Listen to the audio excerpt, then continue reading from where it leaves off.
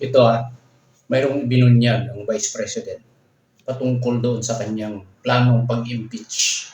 Ito, panoorin po natin sabay-sabay. Meron akong confirmation na alam ni BBM yung charter change. So kung makikita ninyo, dito sa timeline, nandun na tayo sa AOM, October 3. Noong November, kung maalala ninyo, November 2023, paalis siya papuntang United States para sa APEC. Bago siya umalis, one day before, tinawagan ko si Senator Amy Marcos. Sabi ko sa kanya, samahan mo naman ako kasi kailangan ko kausapin si BBM. Kailangan ko isama si Senator Amy dahil hindi ko kaibigan si BBM. Katrabaho ko lang siya. Presidente lang siya para sa akin.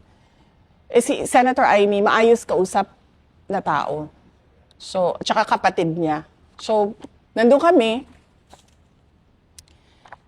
Kinonfront ako diretso si BBM. Sabi ko sa kanya, bakit merong pagpaplano ng impeachment sa House of Representatives sa akin? Tapos sabi niya, alam niyo si BBM, nag-English yan eh. Sabi niya, that's not true. Ganyan. That's not true, there's nothing like that. Ganyan siya.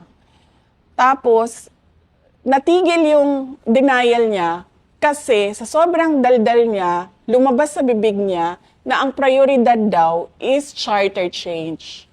So, nung narinig ni Senator Amy yung charter change, nag-react siya.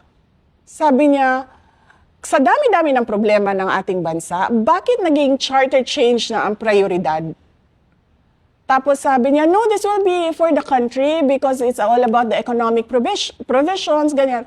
So sabi ni Senator Amy sa kanya na parang tipong, hindi yan economic provisions kasi pag binuksan mo yung amendments ng Constitution, bubuksan mo lahat yun.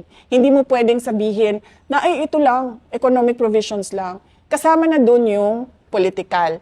Doon kasi unang diniscuss na tatanggalin ang opisina ng Vice President at papahabain yung terms ng members of the House of Representatives. So more than 3 years na yung isang termino. So dun yun, na-confirm ko na alam ni BBM yung ginagawa, bilihan ng signature sa People's Initiative. Doon sa discussion namin kasama si Senator Amy Marcos. November of 2023 yun. Ganyan katindi yung ating presidente, President Ferdinand Marcos Jr. Lumalabas na yung mga katotohanan. Nagkakaroon ng sagot yung katanungan ng mga kababayan natin. Unti-unti nagkakaroon ng linaw yung mga tanong na bakit yung Vice President ay pinag-iinitan. Unti-unti nagkakaroon ng linaw kung sino talaga ang may utak sa lahat ng mga pagbabago na gustong magkaroon ng charter change. Matindi yung kanyang matuklasan, Vice President VP Sara. Kaya yung mga gumagawa ng mga video, sinisiraan siya. Hindi lamang siya, maraming mga politiko ang sinisiraan niya sa social media. Ginagamit ang AI. Mag-iingat po tayo.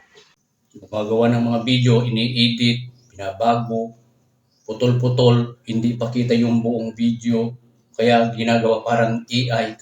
Kagaya ng kay Ma'am Representative Micah Gonzales. Trending yung kanyang video. Hindi ko alam kung AI yun o ano.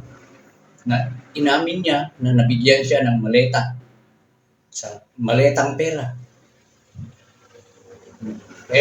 Mayroon siyang banta na yung mga nagpapakalat ng video na yun, yung nag-share, gumagawa ng video na yun, mayroon siyang banta patungkol sa mga taong yan. Kaya mag-iingat po tayo sa paggawa ng mga video. Kung gagawa man tayo ng mga video, yung makatotohanan. Huwag yung sisiraan natin yung taong yun, gagamitin natin yung AI. Nakakalungkot, di ba? Kaya mag-iingat po sa pag-i-edit ng mga video.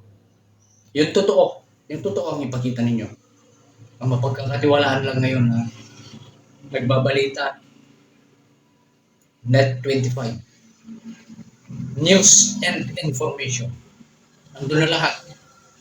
Pero yung ibang media, wala na.